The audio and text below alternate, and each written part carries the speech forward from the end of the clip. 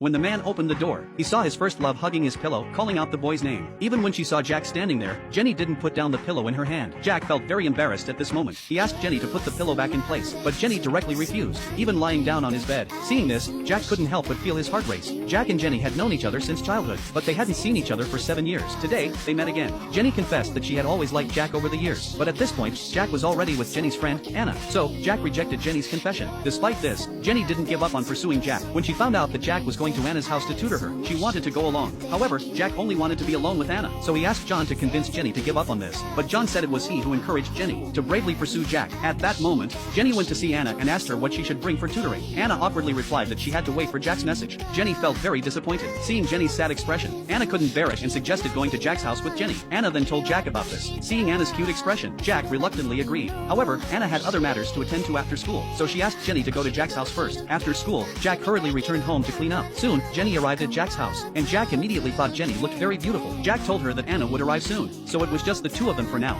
Jenny realized this was her chance, so she decided to show her beauty by teaching Jack math. Jack panicked and couldn't look at her. He made an excuse to leave the room, then brewed a cup of tea to calm himself. However, when Jack returned to the room, he saw Jenny hugging his pillow. He didn't expect to hear Jenny confess her feelings for him. By then, the sun had set, and Jack, seeing Jenny sleeping, decided to wake her up. However, to his surprise, Jenny directly pulled him into her arms. Jack couldn't break free from Jenny's embrace. When Anna opened the door, she saw the scene. Jack immediately looked terrified. He hurriedly explained the misunderstanding to Anna. At that point, Jack confessed that Jenny had confessed to him. Jenny was shocked to hear this, because Jenny had confessed to him 4 times so far, and even after being rejected, she was unwilling to give up. Anna couldn't take it anymore, and she immediately scolded Jack for being indecisive. She also mentioned that Jenny was her first love. Jenny quickly calmed Anna down, then asked Jack if she was his first love. Jack, panicking, denied it. The three of them sat down to have a calm conversation. At that moment, Jack was torn, because he didn't know how to face the two of them. Jenny then shared her thoughts. After all, Jack and Anna had been together for 2 years, while she was just Jack's childhood playmate. She could understand Anna's anger at this point, and Anna was her only friend, so she decided to silently stay by their side and protect them. Jack was deeply moved upon hearing this. Afterward, Jenny decided she would no longer compete with Anna for Jack's affections. Now, she just wanted to be the behind-the-scenes helper for Jack. With this, the three of them reached an agreement. At this point, William learned of this matter. She didn't understand why Anna would want Jenny to join them. He didn't expect that the abnormal status skill, which was considered useless, was actually a unique characteristic that ignored levels and guaranteed hits. The so-called toxicity seemed mild at first, but once activated, it would always cause a monster to die instantly. At first, Mimori was worried about having too little magical power at level 1, because the ruins the goddess sent him into were filled with high-level monsters, the weakest ones being superior monsters, and they kept coming. But after he killed his first monster with poison, his level shot up to 258, his stats surged, and his magical power shortcomings were immediately corrected. From then on, the more monsters there were, the more excited Mimori became. It felt like harvesting experience. As he used the skill more, it became more refined, and with each harvest, the skill leveled up to level 2, even allowing him to target multiple enemies. Except for the failure with the goddess, the success rate remained at 100%. Mimori's presence began to scare the monsters, causing them to scatter, and that was when he realized how unbearably hungry he had become. The acidic monsters were inedible, but fortunately, the skin of his body contained food and water from his original world, which kept him alive for now, forcing him to hurry and find an exit. For 2 days, he walked and killed, with the abnormal status still being effective against any strong enemies. But no matter how high his level rose, the new food and water sources still didn't appear, and he only saw more and more human relics. He knew that if he delayed any longer, he would starve to death. Just then, Mimori found a suspicious door ornament. After injecting magical power, a hidden door opened, revealing the bodies of a man and a woman who had already died. There were no signs of a struggle. It seemed as if they had been trapped until their life force drained. He took the valuables from their belongings, apologized, and left. He had already found 24 similar rooms. When he opened the next one, the magic required to unlock the door increased several times. Inside, he recognized the bodies. They were the dark hero the goddess had mentioned. The dying words read, "After defeating the demon emperor, he was betrayed by the goddess, exiled here to die," and he left a password for future adventurers seeking revenge. The more Mimori read, the colder his heart became. The goddess's cruelty was no less than that of the demon emperor. The secret treasure was a book of forbidden magic, which recorded potion and magic tool recipes, and contained a forbidden spell. Though he couldn't read it yet, there was only one clear warning. There are soul-eating demons near the exit, and everyone had been killed by them. This explained why the human belongings were scattered but never returned. This man threw a light punch at the punching bag, and in the next second, the bag instantly split open. It turns out that Ali wanted to win over Baki's girlfriend. His plan was to defeat Baki in order to earn her affection. However, Baki simply said, "You're not worthy of being my opponent," and then turned and walked away. Seeing this, Ali decided to challenge Baki's people first. He started by seeking out Baki's teacher, Tokiro. Tokiro agreed to the match, and just as Ali was about to announce the rules, suddenly, Tokiro's shoes and eyes eyes flew toward him. Before Ali could even react, Tokiro grabbed his wrist, slammed him to the ground, and then tossed him across the room. Ali quickly regained his balance and was shocked to see a lion-shaped aura behind Tokiro. But he didn't care. Instead, he charged forward and landed a punch that sent Tokiro crashing to the ground. Next, Ali sought out another one of Baki's teachers, Yujiro. Yujiro, surprised, still agreed to the match. In the next moment, he threw his hat and eyes at Ali, but Ali had learned from his earlier mistake with Tokiro. Ali landed a punch that sent Yujiro flying. When he tried to attack again, Yujiro suddenly counterattacked, but Ali easily dodged and knocked him to the ground with another punch. The next day, Ali found Baki's half-brother, Jack Hanma. At that moment, Jack was having breakfast. Ali waited quietly as Jack finished eating, and the two of them then went to the basement. Ali began warming up while Jack took off his shirt. Then Jack launched an attack, but Ali swiftly dodged and punched him in the face. Jack, impressed, complimented Ali before attacking again, but to his surprise, Ali dodged every move and even countered each one. Ali kicked Jack into the wall and then charged at him. Seeing this, Ali immediately retaliated with full force, trying to knock Jack back, but to his shock, Jack remained unaffected and lifted him up before tossing him out. Ali's head was spinning, and he started seeing hallucinations of Jack. Jack approached him, delivered a punch, and knocked him out. However, just as Jack was getting dressed to leave, Ali suddenly got up and started mocking Jack. Jack, enraged, charged at him, but to his surprise, Ali dodged again and landed another punch to Jack's face. Jack was about to fall, but unexpectedly, he launched a furious three-punch combo that pinned Ali to the wall. In a surprising twist, Ali taunted Jack again, even sticking out his tongue. But in the next moment, Jack's punch landed squarely on Ali's face, knocking him off for good, and knocking his tongue right out of his mouth. Here, try this. Hurry! May slipping. Hold it over your head, like this. If you meet a Totoro on a rainy day, be sure to lend them your umbrella, because the Totoro is the guardian deity of the forest. They will extend a helping hand when you are in trouble, taking away all your worries. This is the legend Hayao Miyazaki heard in his hometown as a child. The Totoro, as a creature full of fairy tale charm, is not only the god of the forest, but also possesses an adorable appearance and a kind-hearted nature, loving to build friendships with humans. To commemorate this innocent childhood memory, Hayao Miyazaki turned it into an animated film, where the friendship between the two sisters and the Totoro serves as the main storyline, expressing the cherishment and care for nature in life. The story begins. Because the sister's mother is hospitalized due to illness, their father takes them to live in the countryside, both to save on expenses, and because the beautiful scenery here is beneficial for their mother's recovery. Hello? Hi, we're the Kusakabes. We're moving in down the street. Why don't you and your family stop by sometime? Okay, sure. Good to meet you. The two sisters from the city leave a young boy stunned. He shyly continues with his farm work, only daring to look back after they have left. Their new home is a dilapidated house, overgrown with weeds and wildflowers outside. While laughing and playing, the two nearly knock down a pillar of the house, but they are extremely happy, because everything here feels entirely new to the sisters. The two joyfully play in the yard, and discover a giant camphor tree, so large that its top is almost invisible. At this moment, their father opens the door, and the sisters excitedly explore the interior. Suddenly, they notice many pine cones on the floor, but their father assumes they were left by squirrels. Satsuki unintentionally opens the back door, only to find a large group of black soot spirits inside. The two are greatly startled by these strange creatures. They cautiously step inside, but after searching for a while, they find nothing. Even their father notices nothing suspicious. It was probably just some soot gremlins. What do you mean gremlins? Like the ones in my book? Well, it could be ghosts, but ghosts don't usually like to come out on nice days like this. Normally you can't see soot gremlins, but every once in a while, when you go from a bright place to a dark one, you can catch a glimpse of them. Later, the sisters find the staircase leading to the second floor. When they open the door, it is pitch dark inside. At that moment, a pine cone rolls down, making them believe that something terrifying must be hiding up there. It turns out to be just an attic, dark and empty. At this moment, the soot spirits reappear, sneaking away from behind them, frightening Satsuki so much that she quickly opens the window. The moment sunlight streams in, a large group of soot spirits runs out, then all hide in the cracks of the walls. This scene is witnessed by Mei, who decides to catch a soot spirit alone to show her father. Mei slowly approaches the wall, and sticks her finger into the crack.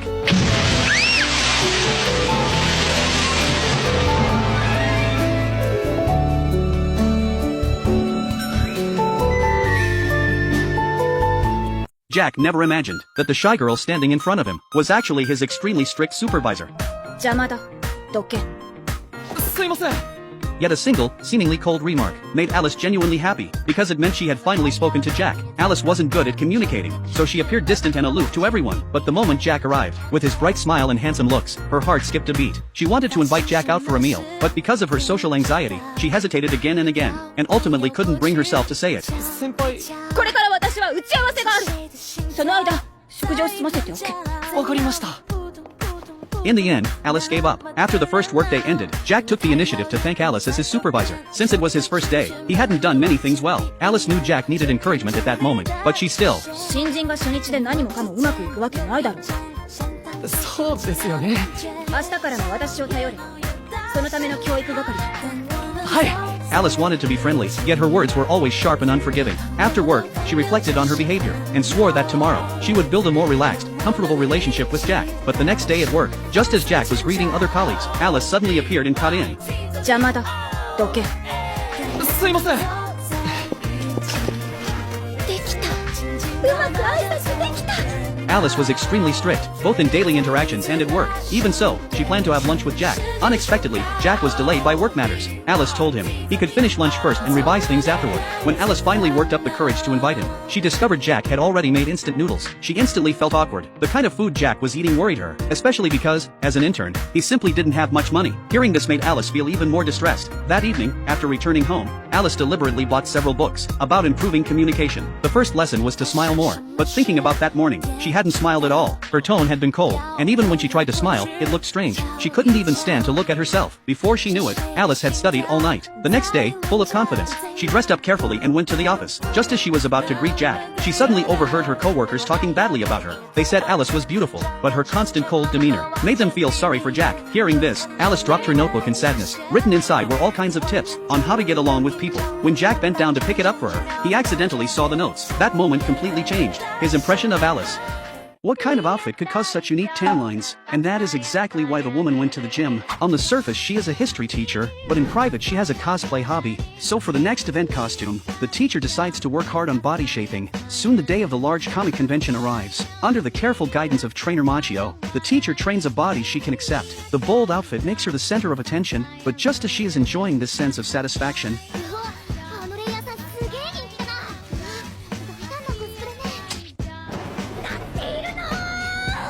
the teacher is so scared that she immediately hides. Why are those two here? Has her identity been exposed? But Sakura and Soryuan are not looking for the teacher, they are looking for trainer Machio. It turns out Machio is also a cosplay fan. He cosplays a character from the world's first muscle manga. Seeing such a classic cosplay, many photography fans rush over, and trainer Machio strikes the iconic pose.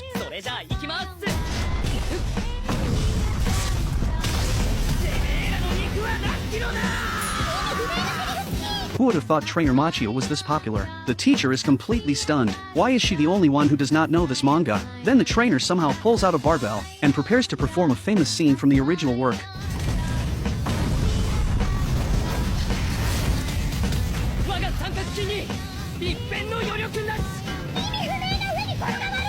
This is the most popular front neck press. The trainer then starts explaining fitness knowledge to everyone about how to properly perform the front neck press. What was a comic convention venue instantly turns into a large fitness lecture. Thanks to trainer Machio, everyone's attention is drawn to him, so the teacher avoids exposing her identity. But just as the event ends and she prepares to leave, the three nearby notice her. Just as Sakura steps forward to greet her, she immediately notices the teacher's suitcase, and Sakura seems to have discovered the truth.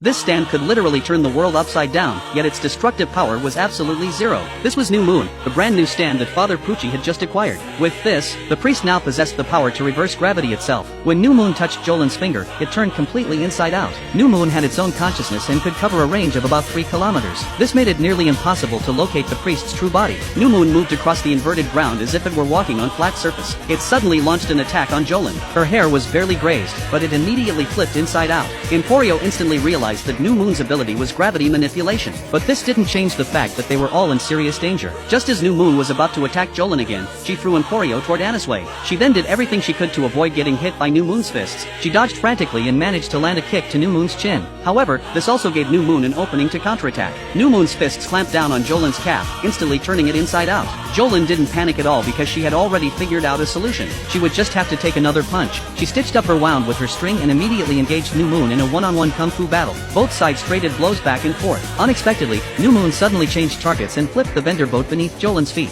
With the metal platform gone, the vendor boat was left with only 4 railings. Jolin's foot was still tightly entangled in the railing. New Moon took advantage of her restricted movement and aimed directly for her chest and head areas that would be fatal if reversed. Seeing how precise his movements were, Jolin was certain that the priest was nearby, watching the battlefield through New Moon's eyes. Just as Jolin was frantically trying to figure out where the priest was, Anasue suddenly launched a surprise attack, but his little maneuver was still spotted by New Moon. Several roof tiles struck Anasue, and he tumbled headfirst into the abyss of the flattened ground. This man eats a steel nail every day. He chews the nail with a look of pleasure. 6 seconds later, the hard nail turns into a lump of scrap iron. But the man's power does not stop there. His opponent stabs a weapon hard into his stomach. Amazingly, the sharp weapon cannot pierce his skin. Instead, the man uses a little force with his left hand. The weapon is cut in half instantly. The opponent is completely stunned. He begins to doubt if the man is human. Seeing the fear on his opponent's face, the man loses all desire to fight. He immediately turns and leaves the arena. They bring him a weaker opponent. This man is the fighting master Gaia. Although he is short, he is a top fighter equal to Yujiro. However, the audience does not know him. They all shout for Gaia to get out. Unexpectedly, Gaia lets out a roar. The glass on the roof shatters at once. Even the 30,000 spectators lose their hearing on the spot. His opponent Sikorsky is no exception. Gaia takes the chance and pulls out a dagger. He throws it at Sikorsky. It nearly cuts off Sikorsky's ear. The angry Sikorsky is about to counterattack, but he is scared away by the weapon in Gaia's hand. Sikorsky is so frightened that he prepares to surrender, but Gaia throws away his weapon. He says his 2 hands are enough to beat him. He swings his hands violently. He throws the sand on the ground hard at Sikorsky. When Sikorsky opens his eyes, he finds his arms stuck full of small stones. The battle has only just begun. Gaia throws sand wildly at Sikorsky. The gravel shoots at Sikorsky like bullets. Soon Sikorsky's body is stuck full of gravel. But for Gaia, this is only his warm-up. Next comes his real power. He suddenly plunges his hands into the ground. He throws a handful of sand into the air. The arena is immediately covered in dust. When the dust clears, Gaia has disappeared. Sikorsky looks shocked. As he looks around for Gaia, Gaia's figure suddenly appears. Sikorsky lunges at him at once, only to find Gaia has disappeared again. Then Gaia begins to tease Sikorsky crazily. Sikorsky attacks back angrily, but his attacks miss again. Sikorsky is almost exploding with anger. At that moment, Gaia kicks him hard in the groin. Seeing Gaia's body disappear again, Sikorsky trembles all over with fear. He hurries to look around for Gaia, but it is no use. Gaia teases Sikorsky like a ghost. To completely break Sikorsky's mental defense, Gaia uses his cruelest finishing move. In a world where even a 3-year-old can use magic, what happens if you have none? Both raised as orphans in a church. The brother who grew up with him is a once-in-a-lifetime magic genius. A casual move is already high-level magic, while he is a nobody. Even a nun with no strength can beat him down easily. Even so, 15-year-old Asta never gave up chasing power. Since he has no magic, he relies on extreme physical training to make himself stronger. Every day he does 1,001 arm handstand push-ups and intense sit-ups. Sweat covers his entire face, but he is already used to it. The reason he keeps going despite being mocked is because he still has one chance in the Clover Kingdom. Every year, 15-year-olds receive their grimoire. Countless grimoires fill the place. Asta believes he will get one and gain magic. He swallows nervously, full of expectation. One by one, glowing grimoires choose their owners. As time passes, 99% of people receive theirs. Only 2 remain, Asta and his brother Yuno.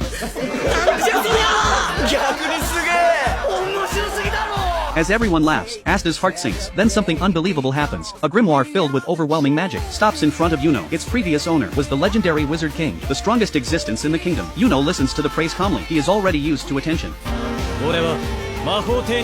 Asta's hands drop weakly. He is not as tall as Yuno, not as handsome, not as talented, not as lucky. Even if the world abandons him, Asta never gives up. No insults or ridicule can shake him. Only Yuno's indifference breaks his confidence. Someone soon targets Yuno. A noble tries to burn his 4-leaf grimoire. Since grimoires are soul-bound, others cannot use them, so destroying it would ruin him. But Yuno raises one hand. A tornado forms around him. Just basic wind magic easily crushes the flames, but it is not over. Another enemy appears, far more dangerous. He grabs the grimoire without hesitation and says, even if he cannot use it, it can be sold for a huge price. Just as he leaves, Asta arrives, but he is no match, even with years of training and dodging chains with speed. The moment his punch lands, his body is pierced by chains. The man steps on his shoulder. こんな哀れな奴がいるとはね。魔法帝どころかろくな働き口もね。そこの友達の天才君もきっとお前のことバカにしてるぜ。お前はこの世界じゃなんもできやしない。何もかも諦めな。生まれながらの負け犬君。But hearing Yuno's voice, Asta gathers himself again and prepares to fight. Suddenly, a blood-stained grimoire appears before him. The air turns cold. Something terrifying awakens. A crimson sword emerges. A shadow of a demon appears behind Asta. If the 3-leaf clover means faith, hope, and love, and the 4-leaf adds luck, then the 5-leaf exists only in legend. It is the mark of a demon. This thing that looks like a demon's face is actually Baki Hanma's brain tissue. After his battle with the strongest primitive man ended, Dr. Koreha gave Baki a thorough physical examination. Even though it wasn't really necessary for the Hanma family, Baki was still grateful to Koreha. After Baki left, Koreha began analyzing Baki's test results. But when he saw Baki's brain scan, Koreha was immediately shocked, because Baki's brain structure was completely different from normal people. His brain could no longer be called a normal brain, but a true demon brain. Even brain specialist Dr. Natsuki had never seen anything like it. This was absolutely unprecedented in medical history. If he hadn't seen it himself, he would never believe this belonged to an 18-year-old high school student. But Natsuki was certain. The owner of this brain must be a devil. Meanwhile, countless rats swarmed into the streets from a park, causing a massive rat outbreak. And the real reason behind all this was Baki taking a walk in the park. The next day, Baki had just stepped out to go to school. When he looked up and found Koja standing right in front of him, their eyes met and the atmosphere became incredibly awkward. It turns out that after the last fighting tournament, Kojo had sought out the defeated Ali Jr. and gave him plenty of encouragement. But for Kojo, her feelings for Ali Jr. were more like motherly love. After hearing Kojo's words, Ali Jr. was completely devastated. He thought he had found his true love. But instead, you want to be my mother. Ali Jr. instantly felt like a complete joke, but being able to tie with Baki in matters of love, at least he didn't lose too badly. After 6 months, Kojo and Baki met again. Kojo was curious about what Baki had been doing during his 6-month disappearance. That's what I figured. I was kidding, you idiot! I just want you to be happy, Kozue. Doesn't have to be with me. Yeah, right. Before they knew it, their hands were holding each other again. After school, Baki was cornered by some thugs. Seeing that Baki wouldn't hand over his wallet, the gang leader pulled out a 130-foot-long blade. Sensing the dangerous aura, the Hama blood within Baki was instantly awakened. In his eyes, the knife in the thug's hand was visibly shrinking before his eyes, until it became as small as a keychain. Just then, an old man wearing glasses suddenly appeared. This was Mr. Kawatani, Baki's former butler. If he had arrived 1 second later, these thugs would probably be dead on the street. Sensing trouble, the thugs immediately fled. Baki and Kawatani hadn't seen each other in a long time. The two went to a coffee shop. Kawatani had already heard about Baki's upcoming battle with Yujiro. He came here hoping Baki would give up his revenge. After all, someone as insanely cruel as Yujiro wouldn't show mercy just because Baki was his son. However, for Baki, his mother wasn't just any ordinary mother. Baki. Go on now! Make your father happy! 4 years ago, Baki first challenged his father Yujiro Hanma, but young as he was far too weak, and could only be pinned down and beaten mercilessly. When Baki was beaten unconscious by Yujiro, his mother threw herself in front of Baki without hesitation. Stop, Yujiro! You're gonna have to fight!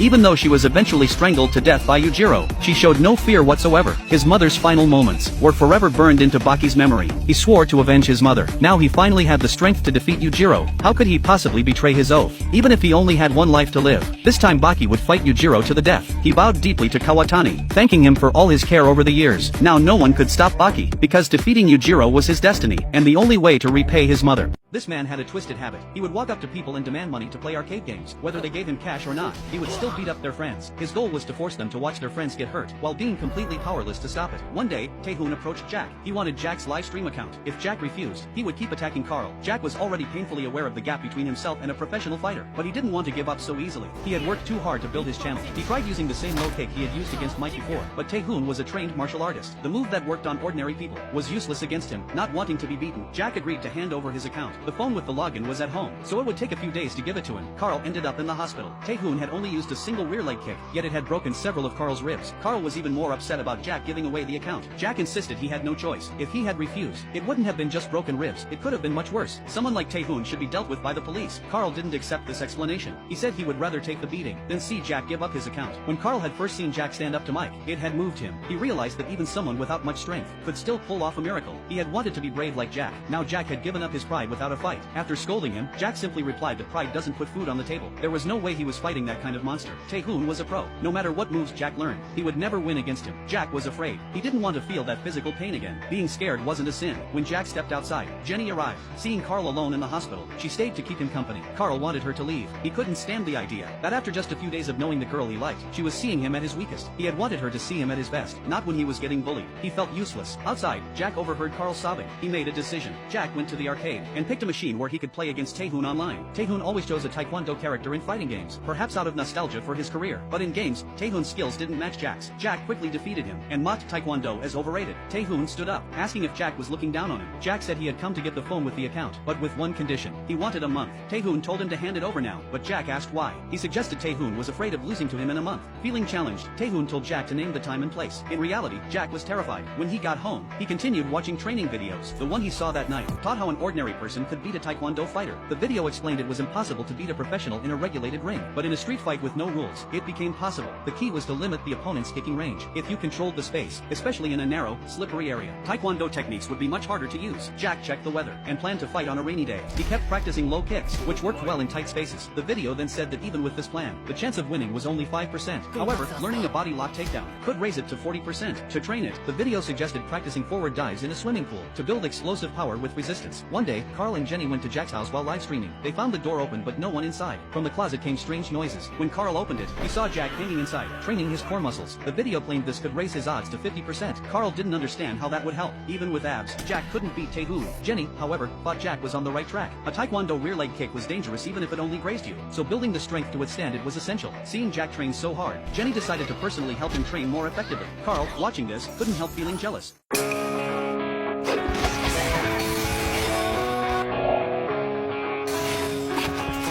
Just as the two girls fell into danger, a mysterious person appeared and saved them. It was shocking to see that the motorcycle was actually transformed from a girl. Meanwhile, Jenny was secretly observing them when suddenly a warden appeared and interrupted her. It turned out the two girls were rebels against order, so the warden organization hated them deeply. Even though the theft had nothing to do with them, Charlotte still decided to capture them. Soon a group of fighters stepped down from the vehicle. They fused together and turned into weapons. When their lives were hanging by a thread, one of the girls suddenly kissed Myling.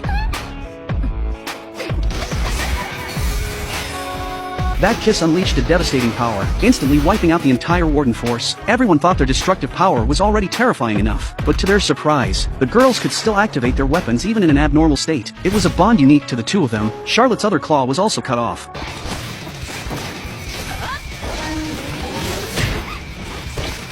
Even the warden captain was no match for them. The battle became fierce and chaotic. At that moment the warden leader appeared. He was the only man on the island, and the one most of the girls admired. He revealed the truth to everyone. The real thief was someone else, but that person had already escaped. Facing the leader's gentle questioning, the maiden blushed uncontrollably. Later Myling finally reacted to the girl's sudden kiss.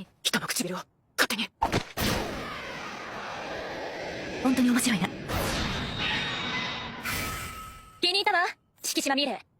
The saint was stunned to see that the villainous young lady who had been forced to leave school 2 years ago had come back with her magic level shooting all the way up to level 91. When the saint tried her mental interference again, Alicia wasn't affected at all, and she even exposed the saint's fake kindness in front of everyone. Not long before returning to school, Alicia had finished 2 years of magic training. The first thing she did afterward was go check on the sinner's village. In just 2 years, the once barren land had completely come back to life. Even though Alicia had helped a lot of villagers, there were still some people who weren't convinced. Alicia didn't get angry. She simply used her strength to make them acknowledge her. Once they saw how powerful she was, the villagers realized just how different the resources of nobles were compared to ordinary people. Her overwhelming power no longer surprised the old village chief, but what did shock him was that after 2 years of magic study, Alicia had actually learned transfer magic. When the dark magic faded, one of Alicia's eyes had been transferred onto his body. The old man scolded Alicia for being too reckless, but Alicia told him that she had thought it through carefully. The old man was deeply moved. Afterward, Alicia returned home. When her father heard what she had done, he fainted on the spot from anger. But after hearing how the old man had cared for her all these years, he could only respect her decision. Then Alicia said she wanted to continue serving as the saint's monitor. Her father had no choice but to agree. The day before she returned to the academy, Jack made an eye patch especially for her. The next day, wearing Jack's eye patch and a black dress, Alicia walked back into the academy. The students all looked at her with hostility. Just then, Amy showed up and insulted her. Alicia didn't let it slide. She mocked Amy's freckles and messy hair, saying they made her look like someone with an empty heart. Amy was left speechless. Right at that moment, the saint suddenly appeared. Amy immediately accused Alicia of bullying her. But instead of scolding Alicia first, the saint brought up the kidnapping case from 2 years ago and shifted all the blame for Alicia's 2-year suspension onto herself. Alicia knew the saint was doing it to make herself seem kind and self-sacrificing, and the students fell for it instantly. So Alicia walked right up to the saint and exposed her lies. She said the saint never liked her, and had even wanted her dead. It turned out that in a previous battle, the saint clearly had enough power to restrain both sides, but she chose to restrain only Alicia, which caused Alicia to make a fatal mistake, a mistake that led to her being forced out of the academy for 2 years. The saint tried to argue back,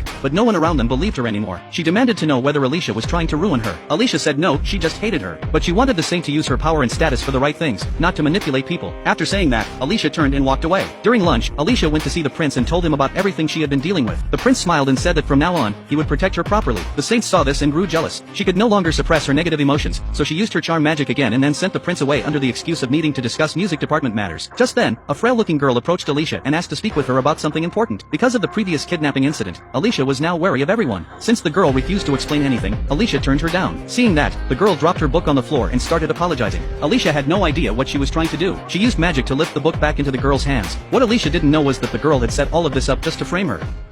The boy had been able to use fire magic without chanting since childhood, but living in a remote village, he thought that knowing fire magic only meant he could become a blacksmith. So Kevin went to a blacksmith shop to be an apprentice. He learned very quickly. In just a few days, he gained his master's approval. The master personally forged a sword for Kevin. The village had gained another blacksmith. Just as everyone was celebrating this, the once peaceful village was invaded by bandits. The villagers were soon slaughtered. Kevin and his mother's hiding place was also discovered. To protect Kevin, his mother picked up a spear and charged at Ryan, but Ryan easily blocked her attack. Then, with a single strike, he cut her down. Seeing Ryan's proud smile, Kevin was instantly instantly enraged. He cast a fire spell at Ryan, but the power was too weak. Kevin then took up his sword and attacked Ryan, but Ryan kicked him away. Ryan mocked Kevin, saying his sword was good, but his skills were not. Just as Ryan was about to kill Kevin, his father arrived in time to save him. When his father saw his wife lying in a pool of blood, he angrily attacked Ryan. At that moment, Kevin's father had completely lost his reason. Ryan lured him to the doorway, then ordered his men to ambush him with arrows. Right after that, Ryan killed him with one strike. Kevin was so terrified he froze on the spot. Ryan picked up his father's sword, intending to kill Kevin too, but the bandit leader ordered him to retreat, because a pack of werewolves had already gathered, drawn by the smell of blood. Ryan quickly pulled back. Soon, the wolves arrived at the village. The blacksmith master found Kevin. He wanted to take Kevin and escape,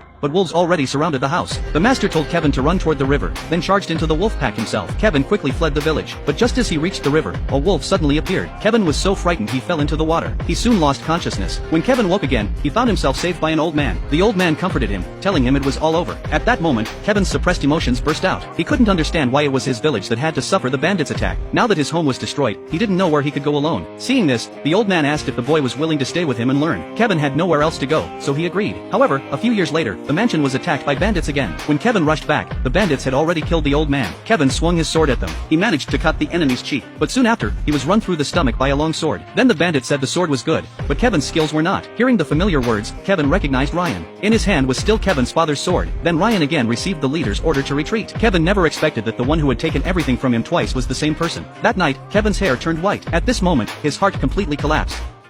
The girl was surprised to find that the boy she liked seemed to have woken up lately. Usually, no matter how intimate she was with Jack, or how flirty her words were, he would only calmly reject her. But now, Jack had actually hugged her on his own. However, being bold but easily flustered, she suddenly got cold feet. Seeing Jenny's face turn bright red, Jack thought she was carsick, so he quickly pressed the stop button, went to the nearby vending machine, bought a can of Coke, and handed it to her. Jenny had thought Jack was about to confess to her, but his actions left her totally confused.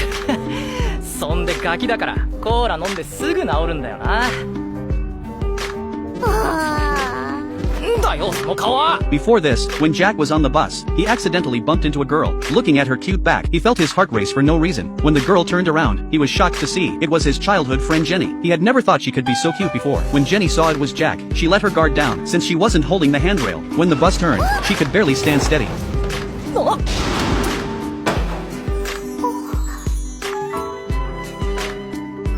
おいひっつくなよ。しょうがないじゃん。しょうがないっつっても。 Instead of letting go, Jenny held him even tighter. It felt just like a hug between lovers. Jack couldn't help but feel his heart thumping. He tried to empty his mind, to keep his expression under control. Even so, Jenny noticed something was wrong. どうしたの？ Jack could only insist that nothing was wrong. Jenny asked again, "You're not carsick, are you? You've never been good with buses since you were little." With that, she suddenly grabbed Jack's face. When they were little, that was how she helped him feel better when he was carsick. Jack felt like he was about to lose control. Face to face like this, she would definitely notice his fast heartbeat. At the critical moment, he suddenly had an idea. He hugged Jenny directly. That way, she wouldn't see how flustered he was. ああ、だるいからパン屋まで頼むわ。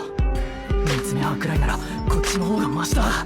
ただの幼馴染、ただの幼馴染、ただの幼馴染。 But at that moment, he realized an even bigger problem. Being this close to Jenny, he couldn't hide his racing heart at all. But Jenny was already blushing so hard she looked like a tomato. It turned out Jenny was bold on the outside but shy inside. Jack hugging her on his own made her heart race like crazy. お前。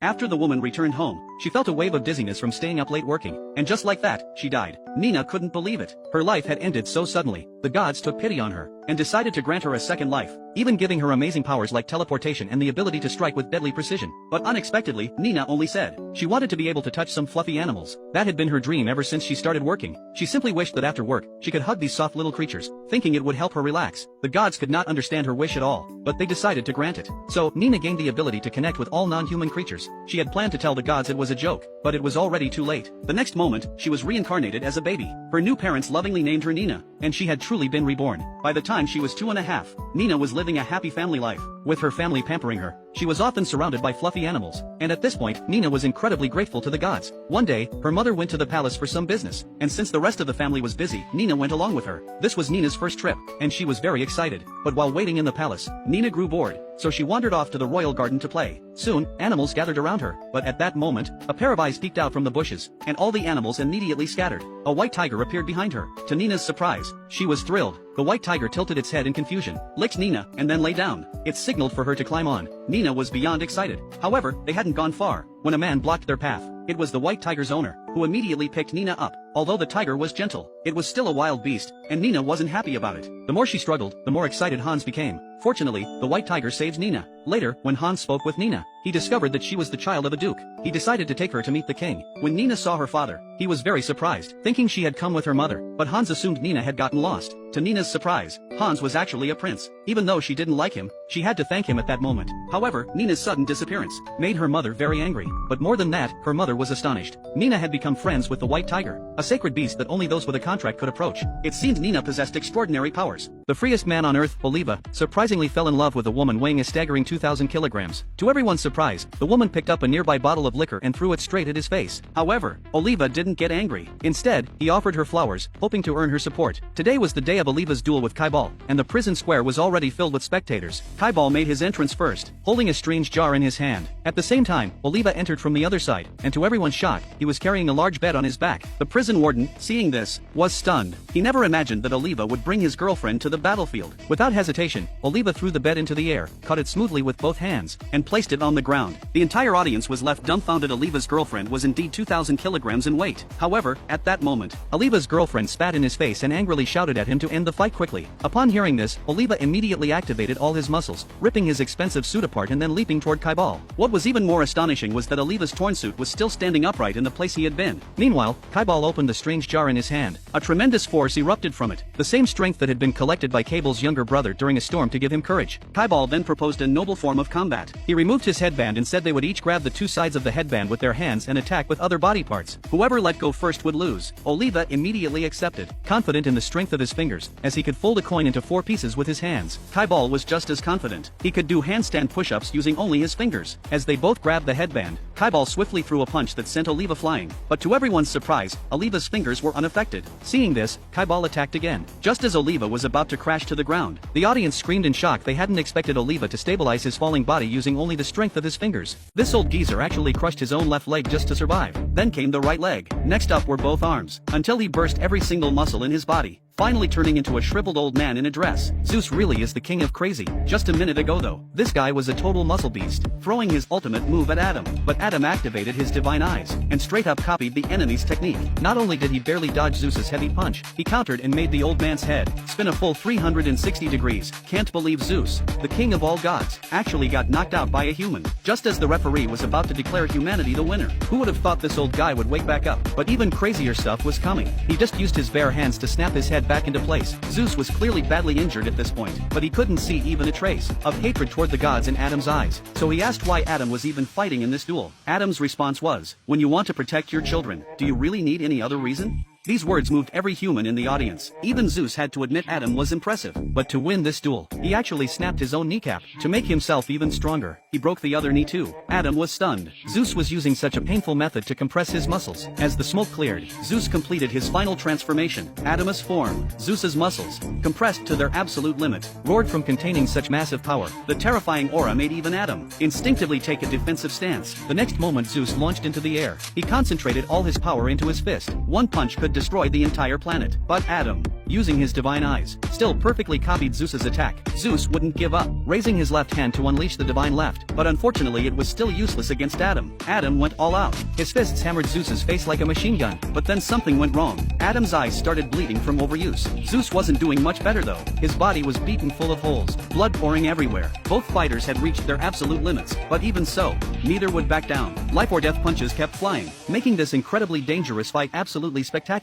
But at this critical moment, disaster struck. Zeus's blood splashed into Adam's eyes. His divine eyes were completely destroyed. Adam went blind instantly. Zeus seized the chance and punched Adam in the face. Then another punch. A barrage of wild punches forced Adam into pure defense mode. He became a sitting duck because he couldn't see anymore. Just as Adam was about to fall in battle, the spectators couldn't hold back their tears. Even the babies in their arms started crying. But even blind, Adam still wanted to protect his children. Just as Zeus threw a heavy punch, Adam somehow grabbed Zeus by the hair. Adam's entire body radiated incredible fury. Neither fighter held anything back now, going all out in their desperate attacks. Until the very end, Adam still stood tall, but Zeus could no longer get up. Then his body started falling apart, returning to his original form. Just when everyone thought Adam had won, turns out he had died during the intense battle. But his unbreakable spirit kept him fighting to the end. Since Adam's body died first, Zeus was ultimately declared the winner. So humanity has now lost 2 straight rounds. Wonder who's gonna step up for round 3. The man never expected that after being summoned to another world again, his former female subordinate not only didn't recognize him, but also intended to teach him a lesson. Seeing this, Jack quickly dodged the attack, and then slapped his female subordinate on the buttocks. The female subordinate quickly recognized Jack as the hero, so she immediately transformed into a chair, and had Jack sit on her. However, just moments earlier, a magic circle suddenly appeared in the classroom. As everyone began to panic, Jack smiled. When everyone opened their eyes again, they found themselves teleported to a vast desert. A group of large demons was approaching them. Realizing something was wrong, everyone started running for their lives, but Jack remained calm, standing in place. The demons charged toward him, and at this critical moment, Anna quickly stepped in front of Jack to protect him. What she didn't know was that the last time Jack was summoned to this world, he had already reached max level, and with a snap of his fingers, he sent the demons flying. But Anna was unaware of this. At that moment, the kingdom's army arrived, and killed all the demons present. They were then taken to the palace to meet the king. It was then that Jack learned that 5 years after he had stabilized the war, the demons had once again launched an attack on humanity. The kingdom urgently needed the help of another world's hero. Because time was tight, they had to start training immediately. The male soldiers were taught swordsmanship, while the female soldiers were taught magic. Seeing this, Jack wanted to slack off, but unexpectedly ran into his former female subordinate. So, in order to make her recognize him, he slapped her on the buttocks again. However, just after they recognized each other, another of his subordinates, John, happened to pass by and saw the scene. After some explanation, he learned that Jack was the hero. He then led Jack to find another of his subordinates. Lucy had predicted Jack's return long ago, because the magical energy emanating from him was the same as that of the powerful hero from before. Once the personal guard team was assembled to investigate the demon army's intentions, Jack decided to reclaim his weapon first. So, with Lucy's invisibility magic, they sneaked into the palace. They planned to wait for the right moment, but Jenny rushed in directly and knocked out the guards inside. Not long after, they discovered the unconscious soldiers. The palace alarms were immediately triggered. Fortunately, Jack had found his weapon by then, and they managed to leave the palace. To be cautious, Jack decided to go alone to the Demon King's castle to investigate.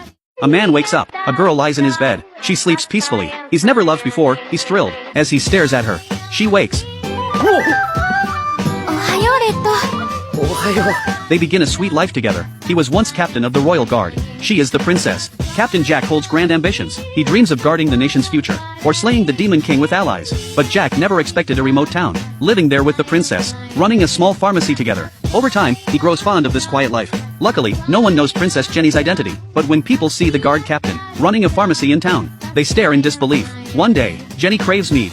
それは知ってるけど唐突にどうした？いや、特に理由はないんだけど、なんか無性に飲みたくなって、ちょっと買ってきてもいいかな？ああ、だったら店が閉まる前に行ってきなよ。うん、じゃあ行ってくる。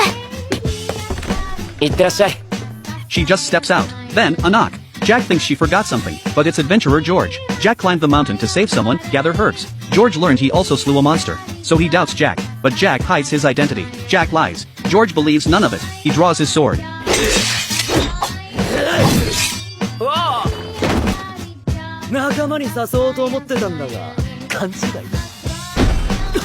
At that moment, Jenny returns with booze, sees all. She attacks George. 待て、リト！リト、なぜここに？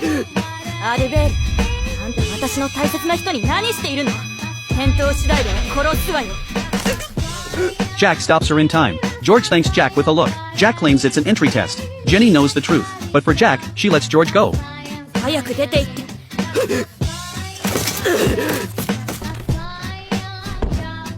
レッド、大丈夫？怪我はない？あるわけないだろ。よかった。Jenny stays furious. Jack rushes to explain. George won't truly hurt him. Jenny asks, what if he does? Jack says he'd strike back. Jenny asks, blade at his chest. How can he strike back? Jack quickly changes subject. Says she nearly dropped the hard-won mead. ごめん、つい。何にしても、俺のために怒ってくれて嬉しかった。Night falls. Jack studies the ritual scene. A new life begins. Is this a celebration? Jenny blushes. She says nothing. Jack drops it. He invites her to the hot springs tomorrow. Jenny lights up. おいしい。さあ、レッドも飲んで飲んで。ああ。